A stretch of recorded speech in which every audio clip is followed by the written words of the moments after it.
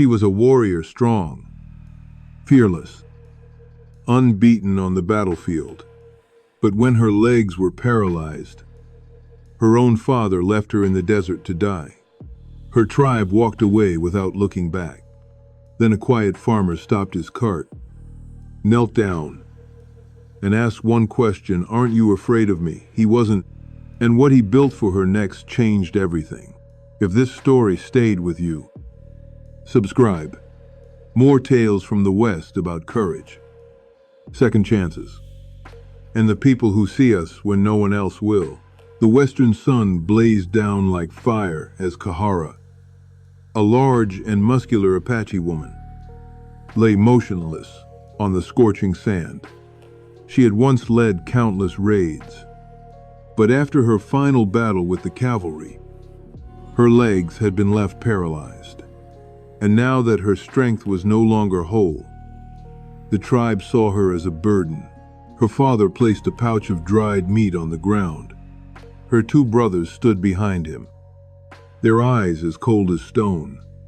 None of them looked directly at Kahara, whose eyes burned with fury and resentment.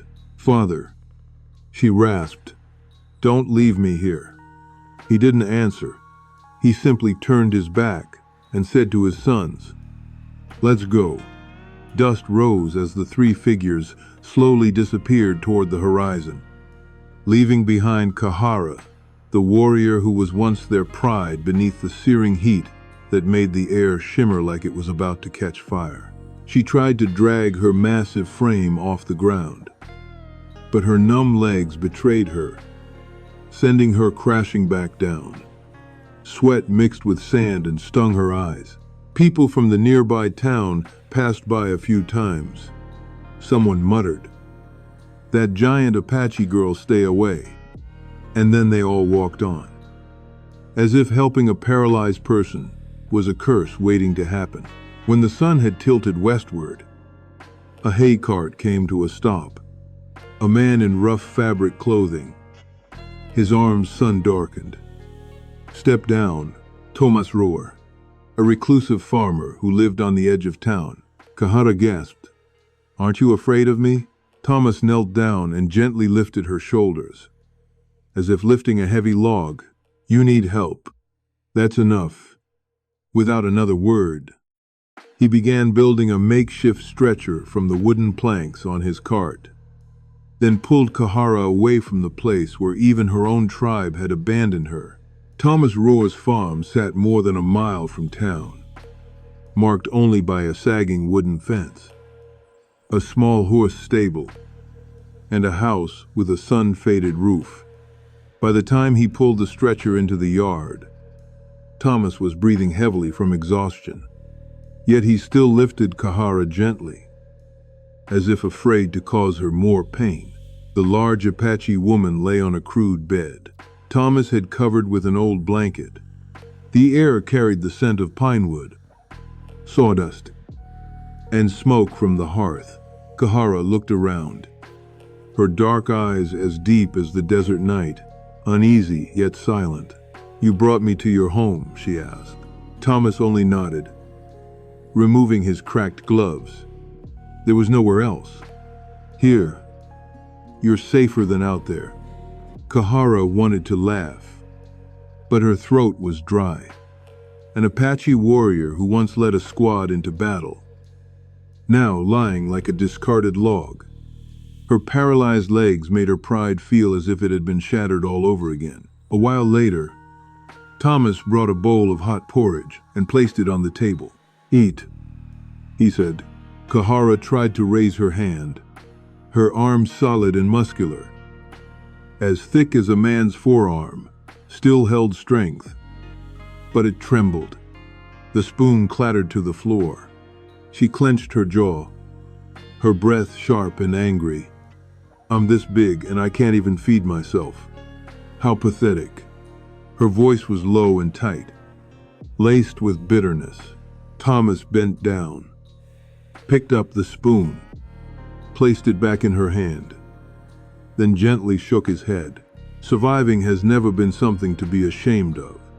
Kahara lowered her gaze for the first time, feeling like someone was looking at her not with fear, pity, or contempt, just simply seeing her as a person.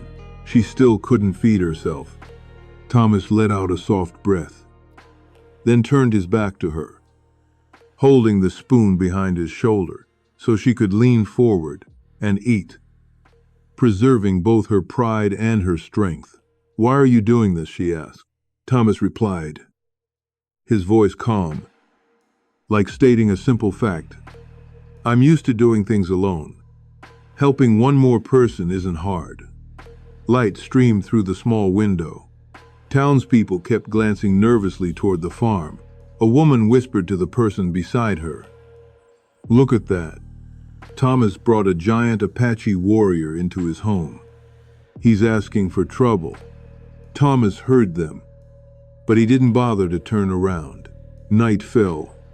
Kahara lay on the bed, listening to the sound of Thomas stoking the fire, the soft rhythm of a knife on wood, the scrape of planks as he reinforced the door. Each sound carried a strange weight, like someone was quietly putting back together the pieces of her broken life. For the first time in days, Kahara slept without the fear of being left behind again. The next morning, when Kahara woke up, the scent of fresh wood and the steady rhythm of hammering echoed from outside. She turned her body, her legs heavy like slabs of stone, and struggled to push herself up enough to glance through the window. Thomas Rohr was hunched over a pile of old wheels, thick wooden frames, and rusted metal bars spread around him. She frowned. "What are you doing?" Thomas didn't look up, continuing to saw through planks as if it were second nature. "Something that needs doing," he said. Kahara bit her lip. The man spoke so little, it irritated her. Yet in every strike of the hammer, she felt a kind of patience. She had rarely seen a kind of patience the battlefield never allowed. By noon, Thomas carried a large wooden board into the room. Kahara looked at it closely, and her heart tightened just a little.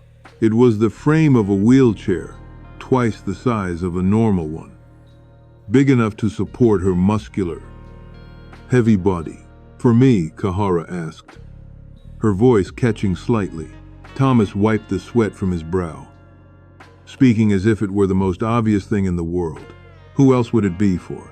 In the days that followed, the sound of hammering and sawing filled the air. Kahara sat on the bed watching, her strong hands resting on her knees, caught in a strange space between gratitude and discomfort. On the battlefield, she had always been the strongest one. Now, a skinny farmer was building her something her own tribe had never even considered. One evening, as Thomas tightened a bolt on the wheel axle, Kahara spoke softly. "I used to have many comrades, but when my legs were gone, they left me." She looked down at her hands, large, strong fingers marked with scars. "Aren't you afraid that helping someone like me will bring you trouble?" Thomas paused, then looked at her through the warm glow of the lamp. "Of course I am. But letting you die out there, that scared me more." The day the wheelchair was finished, the desert wind swept through, carrying with it the smell of hay and blazing sun. Thomas lifted Kahara, her body heavy, but he didn't complain once. He set her gently onto the chair and gave the wheel a spin. "Solid," he said. "Give it a try." Kahara placed her hands on the rims and gave a gentle push. The wheelchair rolled smoothly across the wooden floor. Her heart pounded like a war drum. "You really gave me freedom," she whispered. Thomas stood nearby, one hand resting on the doorframe, his voice quiet and deep. "You're no longer bound to one place. Wherever you want to go, go." Kahara turned to him, her eyes shimmering like the light of the setting sun. "Even if I choose to leave this place." Thomas gave a slow, subtle nod. "If that's what you want." Kahara shook her head, her voice firm. "No, I don't want that. Ever since the day that massive wheelchair became hers, Kahara started taking part in the work around the farm. Her muscular hands gripped the hammer as if they had known its weight since childhood. Even though her motionless legs remained still beneath the blanket, Thomas said nothing. He simply let her do whatever she wanted. In the mornings, Kahara sat in her wheelchair, holding the wooden board steady while Thomas sawed. In the afternoons, she carried buckets of water with her powerful arms, every muscle defined and taut. At night, the two of them repaired the rotting door of the horse stable. They worked like people who had known each other for years, without needing many words. One evening, as the sun slipped behind the red hills and a fiery orange glow lit up Kahara's sharp features, she wheeled herself out onto the porch, stopping beside Thomas, who was shaving down a long plank of wood. "You let me do all this," Kahara said, "as if I'm still a warrior." Thomas didn't stop his work. "I don't care what you used to be. You're working now. That's enough." Kahara let out a quiet laugh, one of the rare ones since her legs had gone numb. The desert wind ran through her black hair, carrying the scent of dry grass and sawdust from Thomas's shirt. After a while, Kahara looked down at her hands, large, strong, scarred. Her voice dropped, unusually hesitant for an Apache warrior. "Thomas, I've never been close to a man before. I'm curious, and I long to know what that feels like."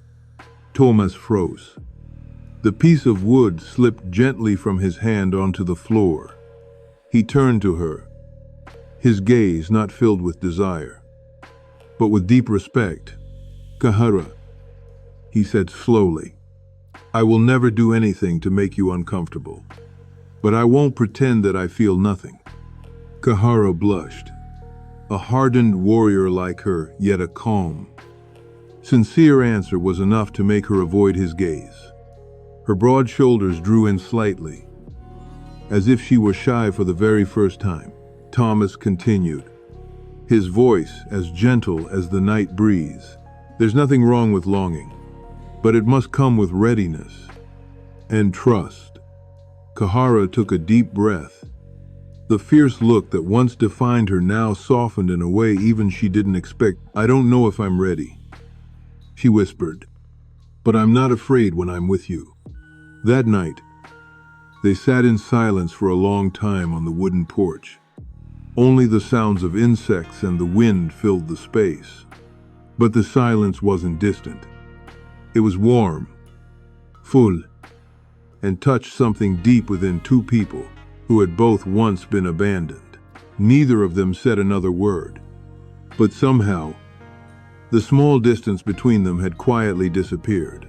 Thank you for being here. If this story reminded you of old days, dusty afternoons, and the sound of hooves echoing in your heart, consider subscribing to my channel so that each day we can sit together again. And I'll tell you another tale from the West.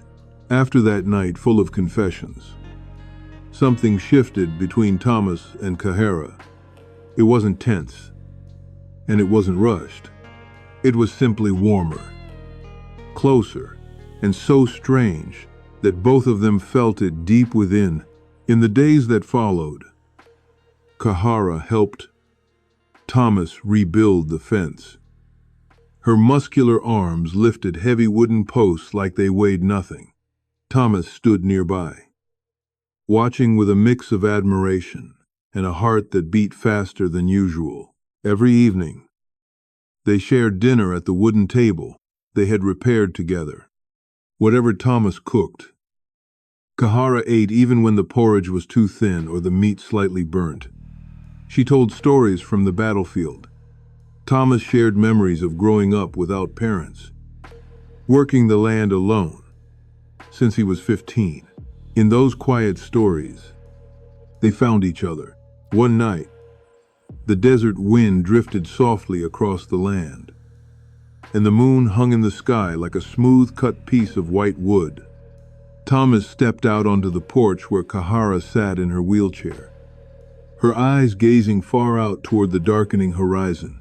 Moonlight slid across her broad shoulders and powerful frame, casting a figure that looked both strong and achingly alone. Thomas knew if he didn't speak tonight, he might never have the courage again.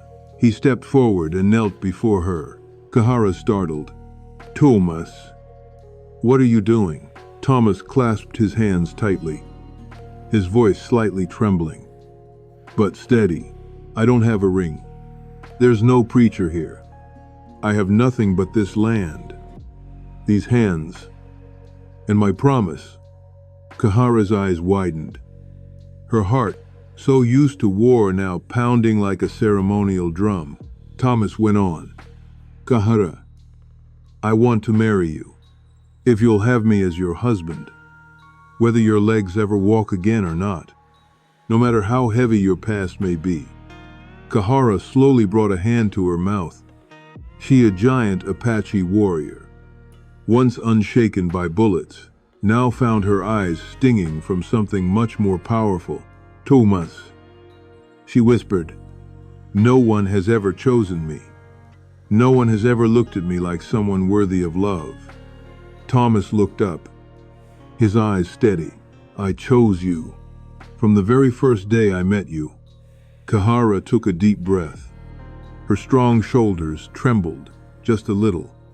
Finally, she placed her large hand on his shoulder, her voice low but filled with warmth. "Yes, you are everything I've wanted for a very long time."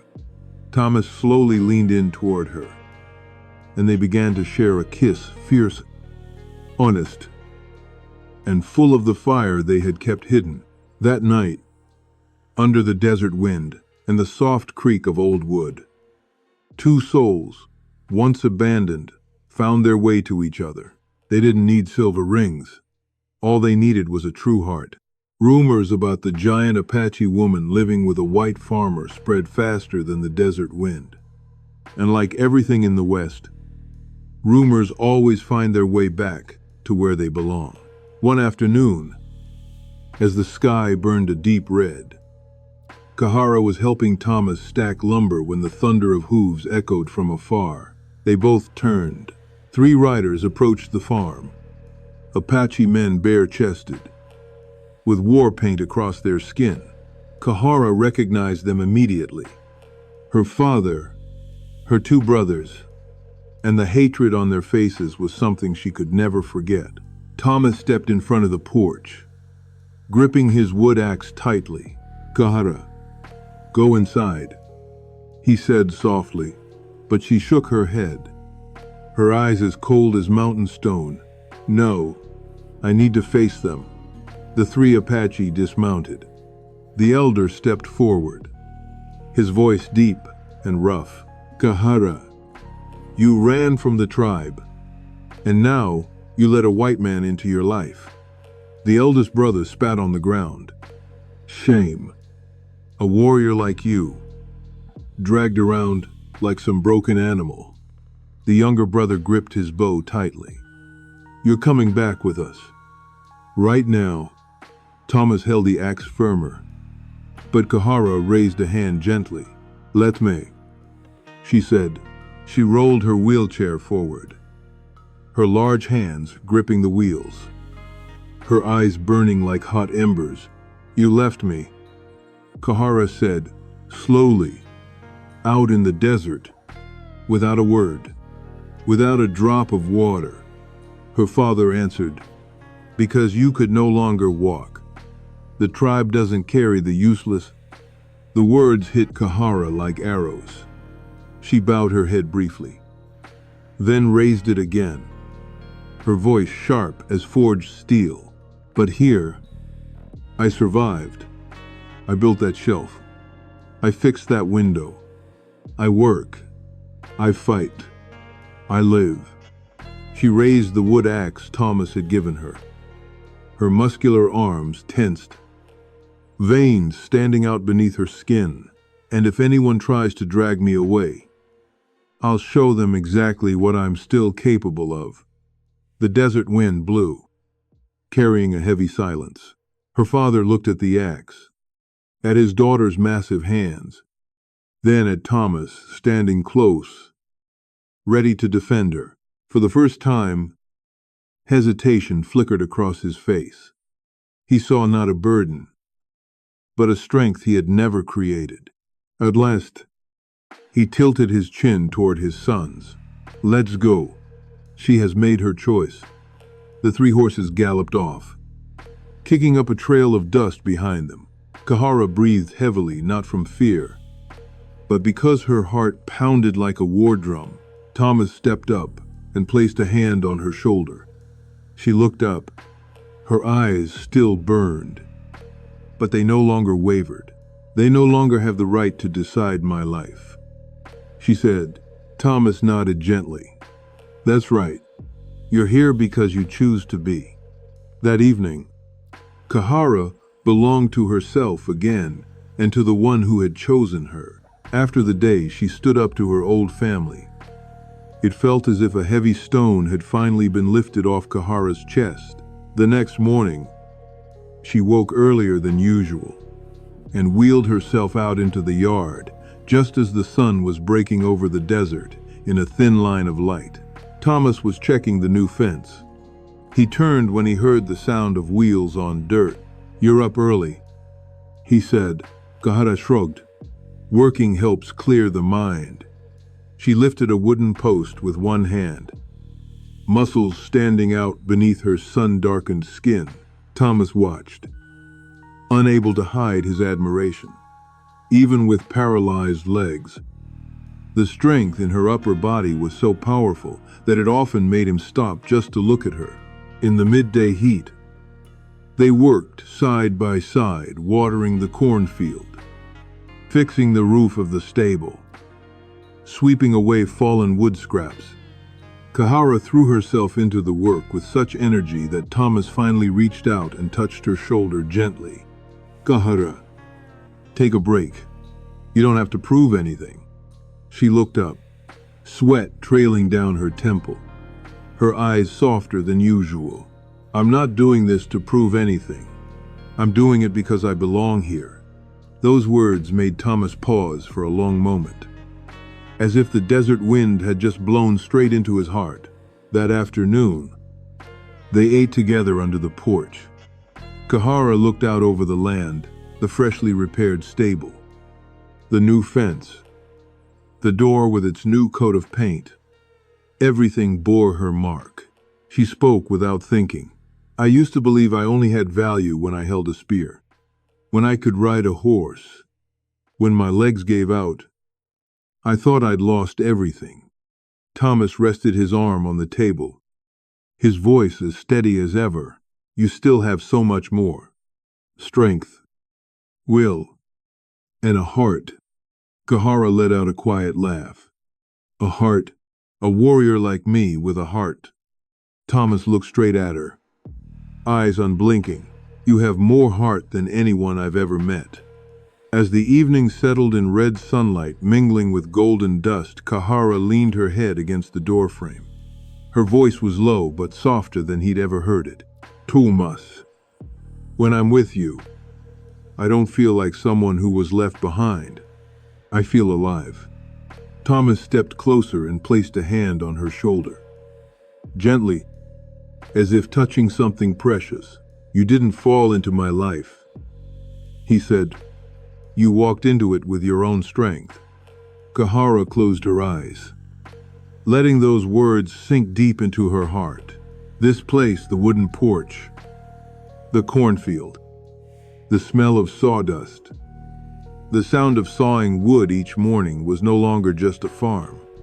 It was home, and for the first time since the war, Kahara knew she was worthy of love, of staying, and of living a life no one else could define for her.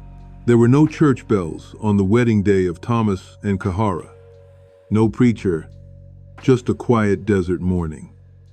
The wind brushing through golden grass, and two souls once abandoned, now standing side by side on a wooden porch. Thomas had woken up early. He brought out a small box made of pine wood, its surface still marked by carving tools. When he opened it, Kahara saw a rough, wide silver ring clearly forged to fit her strong, powerful fingers. Her throat tightened. "Thomas, you made this for me." He nodded gently.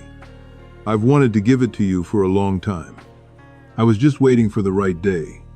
Thomas took Kahara's hand, a hand large, scurried, and full of strength from countless battles. He slid the ring on. It fit perfectly, as if it was made for her and no one else. "Kahara," Thomas said, his voice low but steady. "You were not abandoned in this life. You were chosen, and you've earned your place here."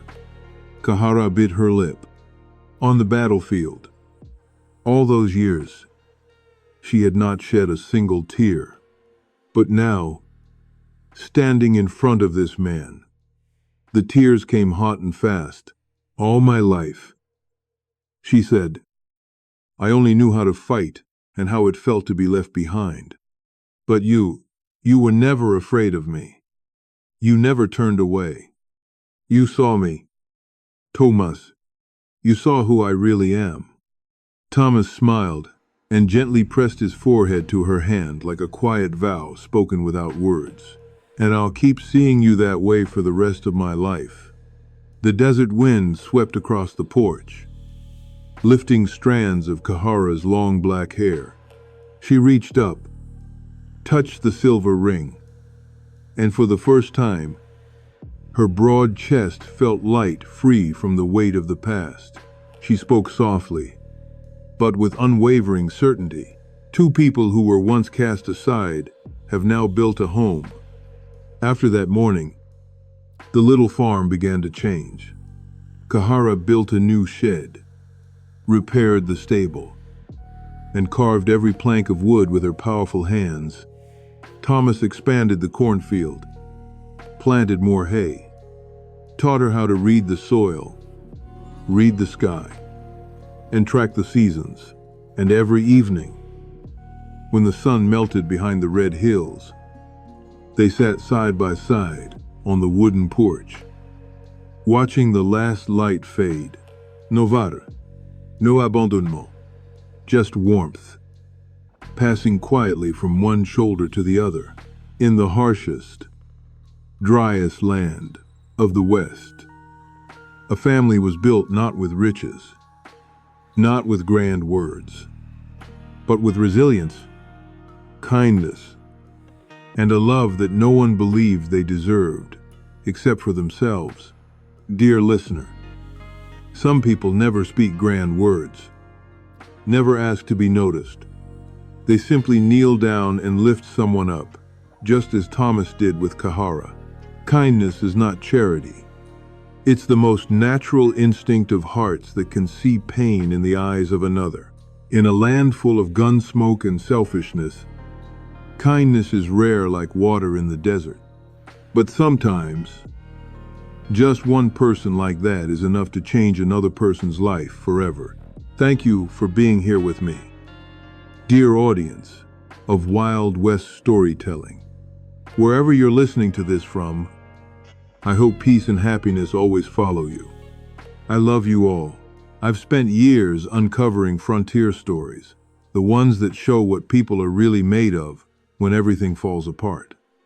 This is one of those stories. 5. Takeaway points: voice-ready perspective lines with examples. Point 1. Real compassion doesn't wait for permission, it just moves. Kahara lay paralyzed in the desert. Her own tribe had abandoned her. The townspeople walked past, muttering, "Stay away from that giant Apache girl." Then Thomas stopped his cart, knelt down, and without asking a single question, built a stretcher from wooden planks and carried her home. No condition, no hesitation, just help. Point 2. Dignity isn't something you give someone, it's something you protect. When Kahara couldn't feed herself, she dropped the spoon and said bitterly, "I'm this big and I can't even feed myself." How pathetic. Thomas didn't pity her. He didn't take over. He just turned his back, held the spoon behind his shoulder, and let her lean forward to eat, preserving both her pride and her strength. Point 3. Love means building something no one else thought you needed. Thomas spent days hammering, sawing, and forging metal in the yard. When he finally carried the wooden frame inside, Kahara's heart tightened. It was a wheelchair twice the size of a normal one, built to support her muscular dadi, heavy body. Her own tribe never even considered it. But Thomas looked at her and said, "Who else would it be?" For point 4. Belonging is a choice you make, not a place you're given. When Kahara's father and brothers came to drag her back, they called her broken and useless. She rolled her wheelchair forward, raised the axe Thomas had given her, and said, "I survived. I built that shelf. I fixed that window.